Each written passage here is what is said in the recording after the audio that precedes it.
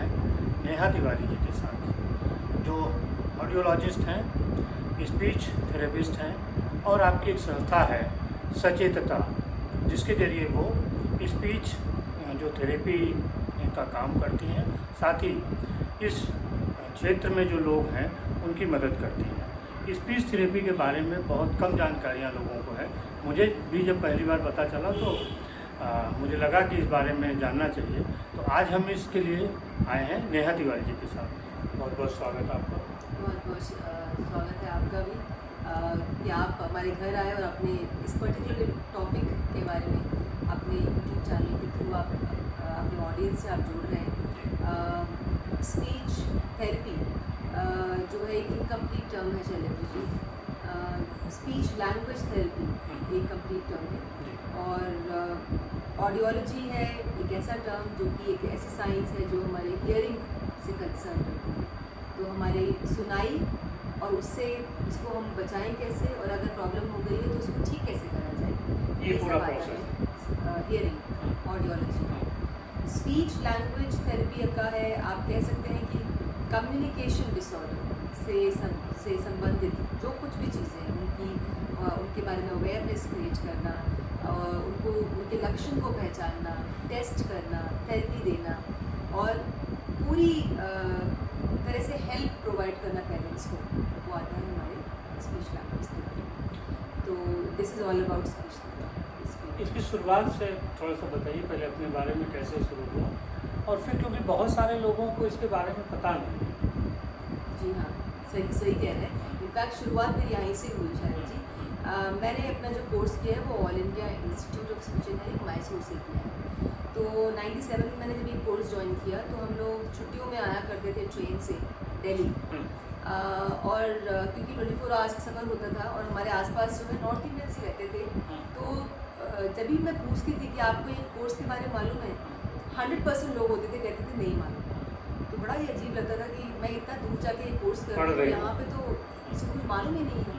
तो वो first challenge था जो मैंने ऑब्जर्व किया, और मुझे अच्छी तरह याद है फर्स्ट समर वेकेशन में जब मैं आई थी तो मैं अपने स्कूल गई और स्कूल पे मैंने क्लास 12 के बच्चों को इस कोर्स के बारे में बताया कि ये कोर्स है, हमारे इंडिया में जितनी पॉपुलेशन है जितनी प्रॉब्लम है और जो अनुपात है प्रोफेशनल्स का, बड़ा उसमें मिसमैच है। बहुत सारे लोग हैं जिनको प्रॉब्लम है, बहुत कम लोग हैं जो कि कोर्स करते हैं, और उन लोगों में से भी उस समय 75% लोग बाहर चले जाया करते थे। अच्छा, तो क्योंकि अपने यहाँ लोग इतना उसके प्रति अवेयर नहीं थे, पैसे कम मिलते थे, बहुत सारी चीज़ें हो सकती हैं। बहुत अच्छी बात है कि 20वां साल है मेरा जो चल रहा है इसका काम करते हुए काफ़ी इंस्टीट्यूट्स खुल गए हैं, अवेयरनेस काफ़ी हद तक बढ़ गई है। आपके ऐसे काफ़ी लोग हैं जो कि चाहते हैं कि इस टॉपिक को लोगों तक पहुंचाया जाए, तो लोग ऐसे मिलते रहेंगे और चीज़ें बढ़ती रहेंगी। स्पीच की जो समस्या है, प्रॉब्लम है, वो कैसे एक जो पेरेंट हैं उनको पता चले और किस तरीके से कि उनके बच्चे को है तो वो आपके पास लाएं या और कहीं जो ले जाए उसको ठीक करने के लिए। बहुत ज़रूरी प्रश्न है ये। स्पीच ध्यान रखें, हमको ये बहुत जानना ज़रूरी है कि बोलचाल जिसे हम कहते हैं, या फिर कम्युनिकेशन, उसके लिए बोलचाल की भी ज़रूरत नहीं है। मैं अपने इशारों से भी कम्युनिकेट कर सकती हूँ, लेकिन उसके लिए भी मेरे में सोशल स्किल्स होना बहुत ज़रूरी है, प्री लिंग्विस्टिक स्किल्स होना ज़रूरी है। लैंग्वेज से पहले, भाषा के विकास से पहले जो कौशल चाहिए वो ज़रूरी है। बच्चे में इन जो लैंग्वेज से पहले जो कौशल है अगर वो नहीं आया है, for example eye to eye contact नहीं आया है बच्चे, या बच्चा जो है वो अटेंशन पे नहीं कर रहा है, जॉइंट अटेंशन नहीं है, या बच्चा सोशल रूल्स को समझ ही नहीं रहा है कि पहले मेरी बारी फिर उसकी बारी फिर मेरी, ये चीज़ जो बेसिक कॉन्सेप्ट्स हैं, जो बेसिक स्किल्स हैं, वो बच्चे को समझ में नहीं आ रही है, बच्चा सीख नहीं पा रहा है। यहाँ हम कह सकते हैं प्राइमरी ये रेड फ्लैग्स हैं जहाँ पेरेंट्स को थोड़ा सा अलर्ट हो जाना चाहिए कि सुन भी रहा है कि नहीं सुन रहा। अगर कई बार ऐसा तो कई बार सुनता है, कई बार नहीं सुनता, या सुनता ही नहीं है, या सुन रहा है लेकिन वो देख नहीं रहा। तो ये कुछ चीज़ें जो पेरेंट्स को मालूम होनी चाहिए, और सचेतता चैनल में काफ़ी वीडियोस है मेरे जिसमें मैंने इनके बारे में स्पेसिफिकली बात करी है कि पेरेंट्स कैसे अवेयर हैं। अच्छा, जो बच्चे सुन नहीं पाते बोल भी नहीं पाते, तो इनको भी कुछ मदद हो सकती है इस थेरेपी से? बिल्कुल, बिल्कुल। इनफैक्ट जो बच्चे जो पैदा हुए हैं, पैदाइशी जिनको सुनने में प्रॉब्लम है, आजकल हियरिंग एड्स हैं, कॉक्लियर इम्प्लांट्स हैं, काफ़ी ऐसी चीज़ें हैं। और कॉक्लियर इम्प्लांट्स के बाद जो थेरेपी है, उस थेरेपी की मदद से बच्चे आपके और मेरे ऐसे बोल सकते हैं। अच्छा, अगर इतना अच्छा नहीं तो भी इंडिपेंडेंटली वो लोग अपना रह काम सकते चला हैं, सकते नौकरी कर सकते हैं। कई कई बच्चे दो दो लैंग्वेज भी सीख सकते हैं। देखो नॉर्मल स्कूल में जाते हैं तो ये बहुत अच्छी चीज़ है। बट प्रॉब्लम वही होती है कि जितनी जल्दी पेरेंट्स को मालूम पड़े प्रॉब्लम के बारे में, उतनी जल्दी इंटरवेंशन शुरू हो सकते हैं। आमतौर पे देखा गया है कि जब पेरेंट्स को पता चलता है तो कुछ दिन तो वो डिले करते हैं, फिर उनको एक सोशल प्रेशर लगता है कि अगर हम कहेंगे कि हमारे बच्चे में ये दिक्कत है तो Stigma. हाँ, उसलिए वो जानबूझ के वहाँ तक नहीं जा नहीं जा पाते। पाते। ऐसे पेरेंट्स को क्या कैसे समझाएंगे आप? देखिए पेरेंट तो अच्छा ही चाहते हैं अपने बच्चे के लिए। आपने बिल्कुल ठीक कहा, सोशल स्टिग्मा एसोसिएटेड होता है। तो मैं से उन पेरेंट्स को सिर्फ इतना कहूँगी कि जब प्रॉब्लम इतनी ज़्यादा हो जाएगी कि आपसे छुपाए नहीं छुपेगी, तब उससे एसोसिएटेड जो सोशल स्टिग्मा होगा वो बहुत ज़्यादा होगा। वो आप छुपा नहीं पाएंगे, आप तो शायद आप छुपा भी लेते हैं। इससे बेहतर ये है कि प्रॉब्लम की नर्व्स को पहले ही पकड़िए, उस पर काम कीजिए, ताकि जब बच्चा 8 साल 9 साल का हो जाए, जब उसमें सेल्फ एस्टीम डेवलप हो रही है, आत्मसम्मान डेवलप हो रहा है, जब वो जो बाहर फेस कर रहा है, फ्रेंड्स को फेस कर रहा है, तो वहाँ तक प्रॉब्लम ना आए कि बच्चे को पर्सनल प्रॉब्लम्स हो जाए। तो प्रॉब्लम जो है वो तो है ही, साथ में बच्चे में पर्सनल प्रॉब्लम, इंफीरियोरिटी कॉम्प्लेक्स आ रहा है, ये सब तक बात को ना खींचिए। तो सोशल स्टिग्मा है, बट अगर आप सच्ची में बच्चे को चाहते हैं, प्यार करते हैं और चाहते हैं वो ठीक अच्छा करें, तो बच्चे की तरफ देखिए, उसकी ज़रूरत क्या है, तो बच्चे की ज़रूरत को पहले ध्यान रखिए। समाज तो आई थिंक बहुत हम सब लोग काफ़ी एक्सेप्टेबल हुए हैं शैलेंद्र जी। जब आज से 20-30 साल पहले चश्मा भी एक वो हुआ करता था, चश्मे लोग बोलते थे। अब हम we are very comfortable people, you know, looking at specs. धीरे धीरे सब कुछ नॉर्मल हो जाएगा। ज़रूरत है नज़रिया चेंज करने की, और नज़रिया वो पेरेंट्स ही चेंज करेंगे जिनके बच्चों में प्रॉब्लम हो, क्योंकि इट इज़ इम्पॉर्टेंट कि उनकी ज़रूरतें अलग हैं। पहले वो बच्चा है, उसका नाम है, उसकी ज़रूरत अलग है। आपकी ज़रूरत अलग है, आपको छोले पसंद है, मेरी ज़रूरत अलग है, मुझे शायद राजमा पसंद है। जब हमारी ज़रूरतें अलग हैं, तो उस बच्चे की भी ज़रूरतें अलग हैं, तो उसको बहुत सामान्य तरीके से देखा जाए। इसको बहुत हाइट ऐसे ना देखा हो ये प्रॉब्लम है, ऐसे देखते हैं तब प्रॉब्लम, तब पेरेंट्स को लगता है कि मेरा बच्चा है। यहाँ हम लोगों को भी नज़रिया चेंज करने की, सोसाइटी को? हम सबको, साथ में पेरेंट्स को। तो ये एक तरह से एक दूसरे के ऊपर डिपेंडेंट चीज़ है। जो पेरेंट्स हैं वो चेंज करें नज़रिया, जो समाज है वो चेंज करे एक दूसरे के प्रति, बस बैलेंस बन जाएगा। ऑडियोलॉजी और स्पीच थेरेपी के बारे में थोड़ा सा ऐसा बताइए कि जो लोग सुन के और समझ सकें और फिर आप जैसे लोगों के संपर्क में आए। ऑडियोलॉजी और स्पीच लैंग्वेज थेरेपी जो कोर्स है, ये 4 साल का कोर्स है, लोग इस कोर्स को करते हैं और उसके बाद फिर RCI में ये लोग हमारे पास रजिस्ट्रेशन होता है।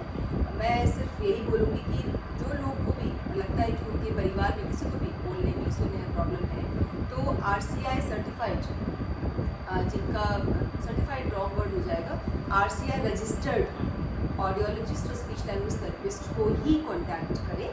और जब वो जाएँ कॉन्टैक्ट करें तो उनसे उनका रजिस्ट्रेशन नंबर पूछें, लॉगिन करें और देखें कि वो RCI में है कि नहीं, सर उसका रजिस्ट्रेशन है कि नहीं। कृपया करके आप सभी लोग क्वैक्स के पास ना जाएं जो अपने आप को fake speech therapist fake practice कर रहे हैं, या ऐसे स्पेशल एजुकेटर्स जो एज स्पीच थेरेपिस्ट प्रैक्टिस कर रहे हैं, या ENT डॉक्टर्स भी हैं जो टेस्ट खुद करते हैं, ऑडियोलॉजिस्ट हैं जो टेस्ट करते हैं। तो कृपया करके उनके पास जाएं, टेस्ट करवाएं। ऑडियोलॉजिस्ट हियरिंग टेस्ट करते हैं, स्पीच लैंग्वेज थेरेपिस्ट जो हैं वो स्पीच और लैंग्वेज की टेस्ट करते हैं, उन्हीं से मदद करें। जब आपके पास कोई ऐसा व्यक्ति आता है, किसी बच्चे को लेकर किसी को लेकर, कैसे उसका थेरेपी आप शुरू करती है, क्या क्या चीज़ें उसमें खास होती है? खास होती थेरेपी तो हर एक डिसऑर्डर की अलग होती है।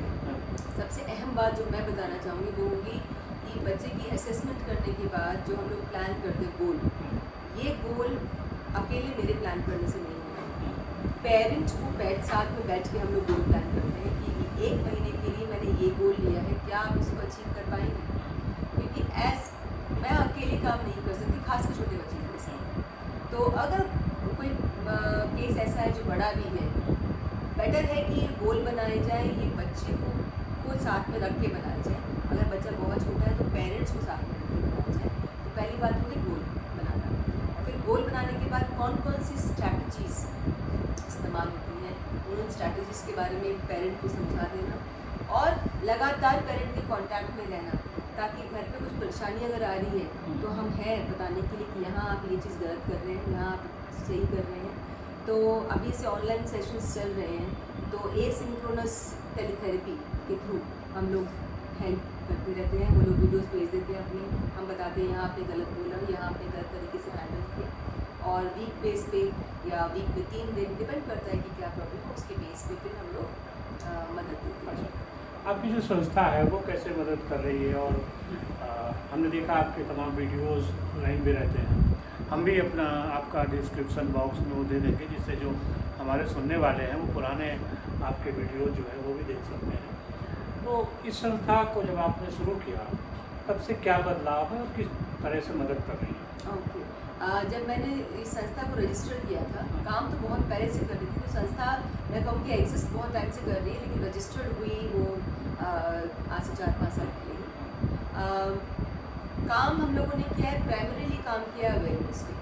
तो हम रोड शो करते हैं और वॉलंटियर्स हैं मेरे साथ, तो वॉलंटियर करते हैं कि मैम आपको जो मदद चाहिए हम करेंगे। तो हम रोड शोज़ करते हैं, हम लोग रेडियो के थ्रू अपना अवेयरनेस क्रिएट करते हैं। तो अवेयरनेस के भी अलग अलग लेवल हैं, जैसे कि प्रॉब्लम हो ही ना, प्राइमरी प्रिवेंशन, फिर अगर प्रॉब्लम हो गई है तो वो बढ़े ना, वो डिसेबिलिटी ना बने, सेकेंडरी प्रिवेंशन, अगर वो डिसेबिलिटी बन गई तो वो हैंडीकैप में कन्वर्ट ना, तो टर्शरी प्रिवेंशन। अलग अलग लेवल की प्रिवेंशन के लिए अवेयरनेस क्रिएट करना। साथ ही 2 साल पहले, जब कोविड से पहले की बात है, तो हम लोगों ने कैंटोनमेंट के कुछ स्कूल्स थे, उनको हमने अडॉप्ट किया और हमने करीब 1600 बच्चों का स्क्रीनिंग किया था। अच्छा। और स्क्रीनिंग करके फिर हम लोगों ने फ्री थेरेपी उनको प्रोवाइड की। इन बच्चों को ज़रूरत है? जी हाँ जी, उन बच्चों को रीडिंग से रिलेटेड, बोलने से रिलेटेड, उनको जो यहाँ पर एक स्पेशल स्कूल भी है, उसको भी हम लोग उस पर भी हम लोगों ने थेरेप्यूटिक सर्विसेज दी थी। और आगे भी हम चाहते हैं कि इस संस्था के द्वारा जो है जितने हम लोग काम कर सकें, चाहे वो अवेयरनेस के लिए हो, लक्षणों को पहचानने से हो, असेसमेंट से हो, टेस्टिंग से हो, या थेरेपी से हो, या पेरेंट्स को एम्पावर करने से हो, वो हम कार्य करते रहेंगे। आसपास के आप से यहाँ से करीब 10-12 स्कूल्स में हम लोगों ने मल्टीपल सेशंस किए हैं। नॉइज़ इंड्यूस्ड हेयरिंग लॉस, जो शोर होता है उससे इंड्यूस्ड जो हेयरिंग लॉस होता है, उससे हम अपने बच्चे अपने आसपास अपने प्रियजनों को कैसे बचा सकते हैं, अपने कानों को कैसे बचा सकते हैं, ब्लड प्रेशर, बीपी कैसे उससे रिलेटेड है। तो ये हमने इस तरह के शोज़ किए स्कूल्स में। सचेतता जो है लगातार अग्रसर है इस दिशा में कार्य करने के लिए। जब आप नॉर्मल बच्चों के साथ सेशन करती हैं स्कूल में, स्क्रीनिंग करती हैं, इसका मतलब ये है कि बहुत सारे लोगों को पता नहीं होता कि उनके साथ कोई दिक्कत है। तो वो क्या चीज़ें होती हैं कि हमारे साथ है बच्चा और हमें पता नहीं कि इसको स्पीच थेरेपी की ज़रूरत है या ऑडियोलॉजिस्ट के पास जाने के लिए? बिल्कुल सही कह रहे हैं। ये जान के आपको हैरानी होगी कि अगर मैं एक क्लास लेती हूँ 40 से 50 बच्चों की क्लास, तो उस 40 से 50 बच्चों की क्लास जब हम लेते हैं, हम टेस्ट करेंगे, तो कम से कम आपको 3 बच्चे ऐसे मिलेंगे, 2 से 3 बच्चे जिनको सुनने में कोई ना कोई परेशानी होगी, चाहे वो टेम्पररी हो या परमानेंट होगी। 2-3 बच्चे ऐसे मिल जाएंगे जिनको बोलने से संबंधित प्रॉब्लम होगी, और शायद 2 से 3 या उससे ज़्यादा बच्चे ऐसे मिल जाएं जिनको पढ़ाई में reading and writing related problems होंगी। तो आप सोचिए कि सो कॉल्ड नॉर्मल पॉपुलेशन जो है उसमें भी आपको ऐसे बच्चे मिल जाएंगे जिनको मदद की ज़रूरत है।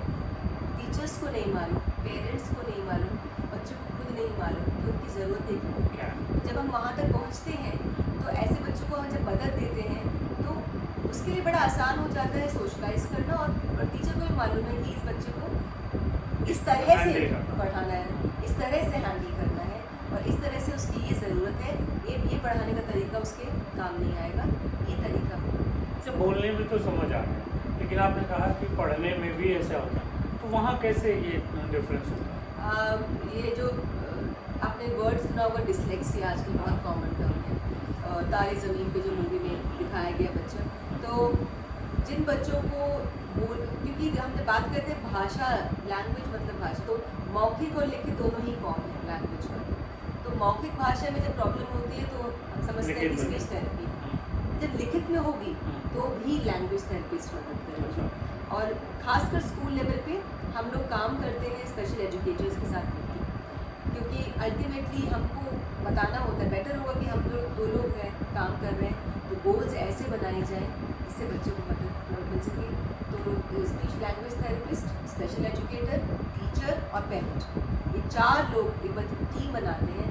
ये टीम मिलकर इस बच्चे को किसी ऊपर काम करती है। सामान्य तौर पे कोई लक्षण देख के समझ सकता है कि ये बच्चा जो पढ़ रहा है इसमें ये दिक्कत है? सामान्य तौर से देख के आप आराम कैसे, से- क्या लक्षण नजर आए? अगर बच्चे को रीडिंग में प्रॉब्लम है तो नहीं, जैसे रीडिंग में होती, लोग कहते हैं चश्मा लगा लो, कोई कहता है कि इसका कोई ध्यान थोड़ा भटक रहा है, बार पड़ेगा। देखिए, प्रॉब्लम हम कब कहते हैं, जब उसकी फ्रीक्वेंसी, उसकी इंटेंसिटी और उसकी ड्यूरेशन नॉर्मल से ज़्यादा। तो अगर कोई बच्चा है जो बार बार कैच को टैग पढ़ रहा है, फॉर को ऑफ पढ़ रहा है, फॉर एग्जाम्पल कोट को टोड पढ़ रहा है, और बार बार यही मिस्टेक हो रही है, बार उच्चारण में जो ये नहीं, उच्चारण नहीं कहूँगी, उसकी रीडिंग में जो प्रोसेसिंग हो रही है अच्छा, उसमें प्रॉब्लम हो रही है। तो ये चीज़ 1 बार 2 बार हमसे भी हो जाती है, लेकिन ये मैं आपको बता रही हूँ सामान्य बोलने में। आप लाउड रीडिंग करने को बोलो, बच्चे को प्रॉब्लम है, कुछ वर्ड्स ओमिट कर रहा है बच्चा, पढ़ ही नहीं रहा है। हिंदी में अगर पढ़ रहा है तो मात्राएं मिस आउट कर रहा है, या अगर लिखा है होता तो होती पढ़ रहा है, अगर गृह लिखा है फॉर एग्जाम्पल, या घर वाला लिखा है तो वो सिर्फ घर पढ़ रहा है। तो इंग्लिश में अगर हाउस लिखा है तो वो पढ़ रहा है फॉर एग्जाम्पल।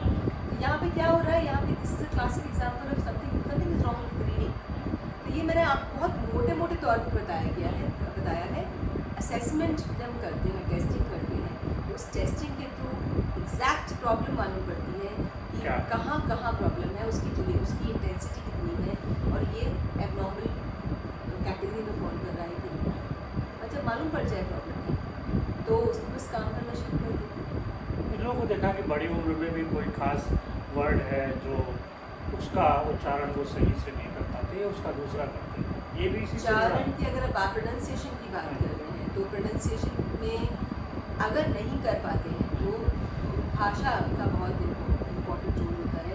जैसे बहुत सारे भाषाओं में सर और श, हाँ, हाँ, उसको हम प्रॉब्लम नहीं कर पाते। अच्छा, बंगाल की तरफ जाएंगे तो वहाँ पे ब और व, ये जो है और कुछ और अक्षर हैं, तो उसको हम परेशान वो एक रीजनल इशू है, टोन है। हाँ जी। लेकिन अगर वहाँ का कोई व्यक्ति है जो कहता है कि नहीं, मुझको नया अक्षर समझना है और मुझे बोलना सीखना है, क्योंकि मुझे अपनी जॉब जहाँ कर रहा हूँ वहाँ प्रॉब्लम आ रही है, तो उसके लिए हम हैं अच्छा, सिखाने मतलब के उसका लिए, टोन सही करने के लिए। उसका प्रोनाउंसिएशन ठीक करने के लिए, कुछ नया सिखाने के लिए, एक्सेंट चेंज करने के लिए भी। अब मैं आपसे बात कर रही हूँ, अगर मैं चाहूँ मैं ऐसे बात करूँ, तो अगर मुझे किसी को सिखाना है तो मैं अपना एक्सेंट चेंज करूँ, अमेरिकन एक्सेंट में बात करूँ, या हिंदी में अपना एक्सेंट चेंज करना है, तो उसके लिए भी स्पीच लैंग्वेज थेरेपिस्ट जैसे है। बिहारी टोन हो गया, बंगाली टोन हो गई, तो ये भी सीखने लोग आते हैं। मेरे पास अब तक एक्सेंट थेरेपी के कोई केस नहीं मैंने देखा है, लेकिन हाँ स्पीच लैंग्वेज थेरेपिस्ट हैं जो मदद करते हैं, न्यूज़ रीडर्स को हेल्प करते हैं, जो NDA कैडेट्स होते हैं। जैसे मैं एक अकेडमी है, मैं गई हूँ वहाँ पे, तो वहाँ पे आई टॉक्ड अबाउट एग्जैक्टली बोलना कैसे चाहिए। तो हम लोगों का जो रोल है वो सिर्फ चिल्ड्रन विद स्पेशल नीड या पीपल विद स्पेशल नीड्स या कम्युनिकेशन डिसऑर्डर्स से सीमित नहीं है। हम उन सब लोगों की हेल्प कर सकते हैं जिनको चेंज करना है, वो नॉर्मल है बट कुछ चेंज करना है, तो उनके लिए भी स्पीच लैंग्वेज थेरेपिस्ट जो लोग भाषण वगैरह देना चाहते हैं उनके लिए यस उनके लिए क्या बदलाव आ सकता है, जैसे वो नॉर्मली नहीं बोल सकते? कई लोग होते हैं ना कि स्टेज फियर होता है उनमें, कहते हैं बस शाई नेचर के लोग हैं, तो उनमें क्या बदलाव आ सकता है? अगर यहाँ एंग्जाइटी बहुत बड़ा रोल है और साइकोलॉजी एक इम्पॉर्टेंट फैक्टर है कि एक फियर एक है, एंग्जाइटी है कि मैं ये गलत ना बोलूँ या ये ना करूँ। तो आई सजेस्ट कि बिकॉज मैंने काउंसलिंग में कोर्स किया हुआ है, तो मैं उस इंसान के साथ पहले तो बैठ के आराम से जानना चाहूँगी कि एग्जैक्टली उसके मन में क्या चल रहा है, कौन कौन से विचार हैं, नेगेटिव विचार। उसके बाद जब एग्जैक्टली समझ में आ जाएगा तो शुरुआत एक बंद कमरे से ही होगी और बंद कमरे में ही सेशन होगा और फिर धीरे धीरे जो है वो जनरलाइज करते रहते हैं हम अलग अलग सेटिंग। तो अगर स्टेज फियर है तो सीधे स्टेज पे नहीं लिया जाएगा उसको। तो यहाँ पे हम लोग हेल्प कर सकते हैं कि किस तरह से अपनी स्पीच को वो और कॉन्फिडेंटली और कॉन्फिडेंट हो सके और अपनी लैंग्वेज को कैसे और बेटर कर सके वहाँ जाके, और बॉडी लैंग्वेज को कैसे वो कैसे कन्वे करें। बॉडी लैंग्वेज भी बहुत ज़रूरी है आप जब वहाँ खड़े होते हैं। तो इन सब में हम लोग हेल्प कर सकते हैं। साथ साथ अगर किसी को बहुत एक्सेसिव एंग्जाइटी है तो क्लिनिकल साइकोलॉजिस्ट भी हेल्प कर सकते हैं। तो हम सब एक टीम में काम करके उस व्यक्ति की मदद कर सकते हैं। चलते चलते जो कुछ बातें अगर रह गई हों और आपको लगता हो ये और बताना। मैं कुछ एक्स्ट्रा तो बहुत सारी चीज़ें कवर हो गई है चैलेंज। मैं इतना कहना चाहूँगी, जो भी बच्चे स्कूल में जा रहे हैं, हम किंडरगार्टन में या स्कूल में किसी भी क्लास में हैं, स्पेसिफिकली वो पेरेंट्स जिनके बच्चे स्कूल में हैं और ख़ासकर किंडरगार्टन से फर्स्ट सेकेंड थर्ड क्लास में, ये पीरियड ऐसा है कि यहाँ पे बच्चे से संबंधित कोई भी परेशानी जो है वो ज़िंदगी भर की परेशानी बन सकती है। तो पेरेंट्स देर ना करें, prevention is better than cure.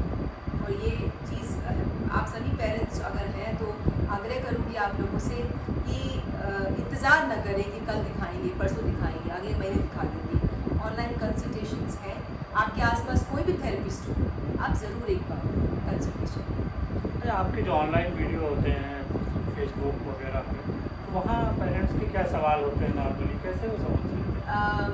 सवाल होते हैं, मेरा बच्चा प नहीं बोल रहा, मदद करिए, र नहीं बोल रहा। तो एक दो वीडियोस हैं जिसमें मैंने डाला हुआ है कि आप क कैसे बोलना सिखाएं या ट कैसे बोलना सिखाएं। बट कॉशन की बात यह है कि पेरेंट्स वीडियोस सिर्फ आपके नॉलेज के लिए है, क्योंकि आप जब थेरेपिस्ट के पास जाएंगे तो थेरेपिस्ट आपको ये बात समझाएंगे। आप खुद बैठ के घर में थेरेपिस्ट ना बनें। ये चीज़ ध्यान रखिए, हमेशा किसी एक्सपर्ट को कंसल्ट करना ज़रूरी है। जैसे हम कहते हैं घर बैठ के मेडिसिन नहीं खानी चाहिए, सेल्फ डॉक्टर मत बनिए। सिमिलरली थेरेपिस्ट अपने आप मत बनिए। मदर बेस्ट थेरेपिस्ट है, लेकिन तभी जब वो मदर गाइडेंस ले रही हो एक थेरेपिस्ट, तभी वो बेस्ट थेरेपिस्ट है। अदरवाइज डायरेक्ट आप एफर्ट करते रहेंगे और डायरेक्शन गलत होगा और रिजल्ट आएगा और टाइम निकल जाएगा। दोस्तों, ये थी नेहा जी के साथ हमारी बातचीत। हम आपका जो संपर्क है, ईमेल और वेबसाइट वगैरह हम आपको डिस्क्रिप्शन बॉक्स में दे देंगे, जहाँ से आप नेहा जी से आप सीधे भी जुड़ सकते हैं और सवाल कर सकते हैं। हम लोगों का मकसद यही है कि इस समस्या का समाधान जितनी जल्दी हो करना चाहिए, पेरेंट्स को भी और हम जो सोसाइटी के लोग हैं उनको। बहुत शुक्रिया आप सभी का, और नेहा जी आपका बहुत बहुत शुक्रिया शैलेंद्र जी।